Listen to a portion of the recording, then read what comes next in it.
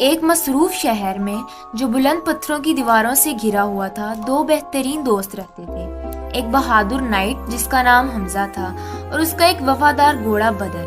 حمزہ بہت سے معرکوں میں اپنی بہادری کی وجہ سے مشہور تھا اور اس کا دل نیک اور عظیم تھا، لیکن جو چیز اسے خاص بناتی تھی وہ اس کا بدر کے ساتھ رشتہ تھا۔ وہ ایک دوسرے کے ساتھ تب سے تھے جب سے حمزہ نے جنگل میں بدر کو ایک بچے گھوڑے کے طور پر پایا تھا۔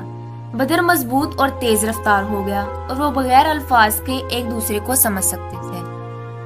ایک دن خبر آئی کہ ایک خوفناک ڈریگن نزدیک کے دیہات پر حملے کر رہا ہے، کھیتوں کو جلا رہا ہے اور جانوروں کو چرا رہا ہے۔ بادشاہ اپنے لوگوں کی حفاظت کے لیے حمزہ سے مدد کی درخواست کی اور بغیر کسی ہچکچاہٹ کے حمزہ اور بدر نے جواب دیا۔ ان کا ڈریگن کے غار تک کا سفر خطرات سے بھرا ہوا تھا۔ انہوں نے بلند پہاڑیوں، گھنے جنگلوں اور تیز ندیاں پار کی، لیکن بدر کی وفاداری اور حمزہ کی بہادری نے انہیں ہر چیلنج سے نکال دیا۔ جب وہ تاریخ غار تک پہنچے تو وہاں بہت ہی دھواں تھا۔